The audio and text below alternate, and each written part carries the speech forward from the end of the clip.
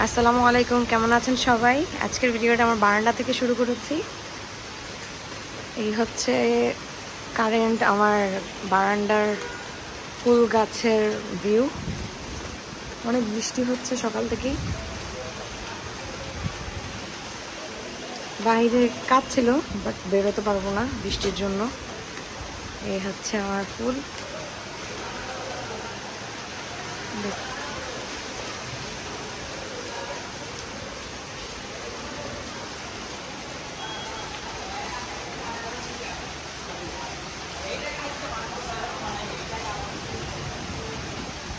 বৃষ্টি উপভোগ করে চলে আসছি রান্নাঘরে। সকালে নাস্তাটা প্রিপেয়ার করব।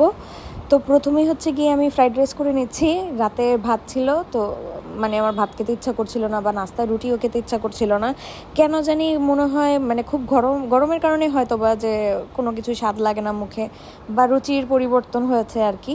তো যাই হোক, এখন হচ্ছে কি ফ্রাইড রাইস করে নিচ্ছি। আমি এখানে 2টা ডিম দিয়েছি, ক্যাপসিকাম, গাজর কুচি এগুলো তো আছেই, আর সস দিয়ে ভালো মতো করে আমি এখানে হচ্ছে গিয়ে একটু ফ্রাইড রাইস করে নিয়েছি আমার জন্য। আর পুরো রেসিপিটা থাকবে হচ্ছে গিয়ে আমার ফেসবুক পেজে।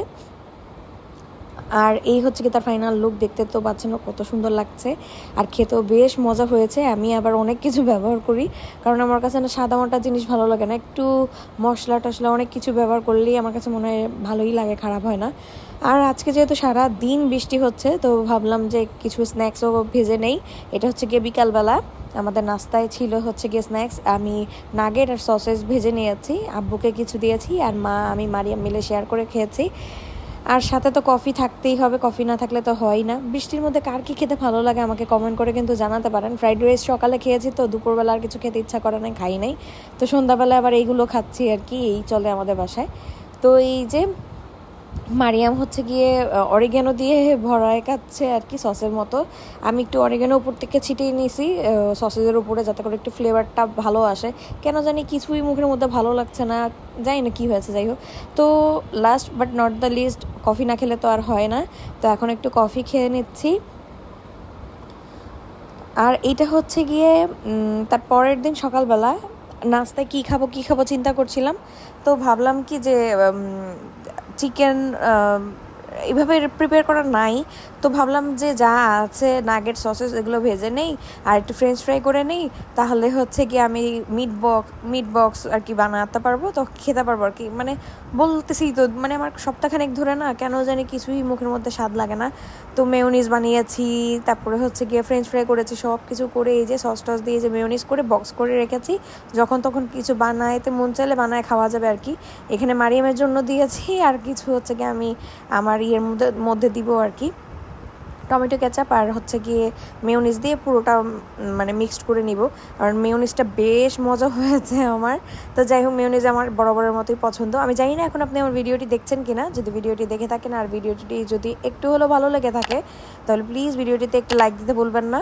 আপনি যদি আমার চ্যানেলে নতুন হয়ে থাকেন আর এখনও যদি আমার চ্যানেলটি সাবস্ক্রাইব না করে থাকেন, তাহলে অনুরোধ রইল প্লিজ আমার চ্যানেলটি সাবস্ক্রাইব করে নেবেন। আপনি চাইলে আমাকে ফেসবুক এবং ইনস্টাগ্রামে ফলো করতে পারেন। আর এই সব কিছু যদি অলরেডি করে থেকে থাকেন, আপনাকে জানাচ্ছি অসংখ্য ধন্যবাদ। দেখতেই তো পাচ্ছেন আমার মেয়োনিজটা কতটা ঘন হয়েছে আর কতটা থিক হয়েছে, সেটাই বলছিলাম আর কি, ঘন হয়েছে। তো যাই হোক, মারিয়াম আমার সাথে একটু ট্রাই করলো, খেয়ে দেখলো, এর জন্য ওকে সস দিলাম। ও আবার সসটা খুব পছন্দ করে।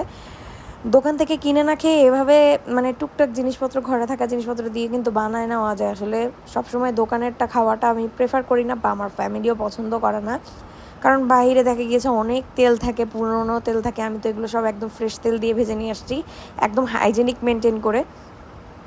তো যাই হোক, এটা খাওয়ার পর এত শান্তি লাগছিল আমার সকালবেলা। এটা খাওয়ার পর আমি দুপুরে আর কিছু খাই নাই, কারণ বারবারই তো একই কথা বলছে। আচ্ছা, আপনারা চাইলে কিন্তু কমেন্ট করে জানাতে পারেন যে আপনাদের এই গরমের মধ্যে এই সমস্যাটা হচ্ছে কিনা, রুচির পরিবর্তন আসলে হয় কিনা। তো যাই হোক, আমার কাজিন আসছিল আমাদের বাসায়, তো ওকে সাথে নিয়ে গেলাম হচ্ছে গিয়ে এই ফুচকা খেতে। ওকে বললাম যে কি খাবি, বেলপুরি না ফুচকা? তো ও বললো ছোটো ফুচকা খাবো। তো ফুচকা 2 বাটি নিলাম, ওর জন্য একটা, আমার জন্য একটা। বাট ও পুরোটা খেয়ে শেষ করতে পারে নাই।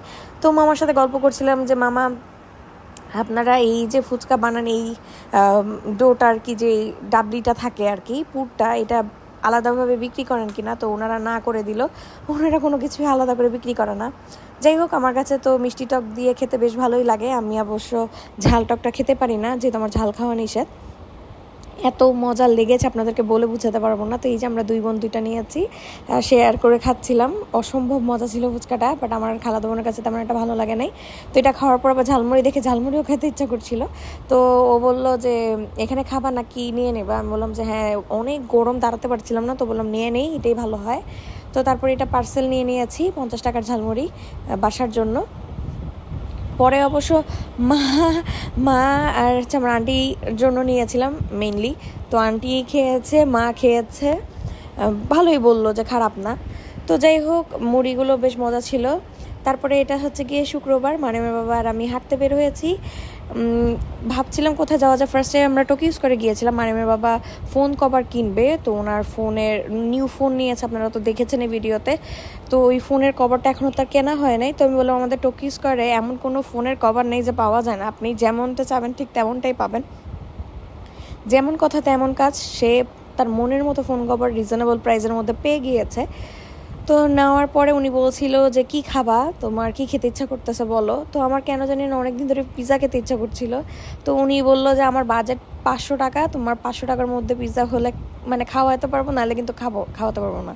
তো আমি বললাম ফাইন, 500 টাকা বাজেটের মধ্যে খুব ভালো পিৎজা পাওয়া যায় আমাদের এলাকায়, যেহেতু এরকম ছোটো ছোটো ফুডকার্টগুলো বসে। তো এটা কিন্তু অনেক জোস। তো মাত্র 440 টাকাতে আমরা বারবিকিউ পিৎজা খেয়েছি, 12 ইঞ্চির পিৎজা। এত মজা ছিল, আমার কাছে এত ভালো লেগেছে, আমি আপনাদেরকে বলে বোঝাতে পারবো না। আর এত রাশ ছিল, ভাইয়াটা একা হাতে সামলায়। তো যাই হোক, এই যে দেখতে পাচ্ছেন পিৎজা বানাচ্ছে আমাদেরটা 12 ইঞ্চি পিৎজা।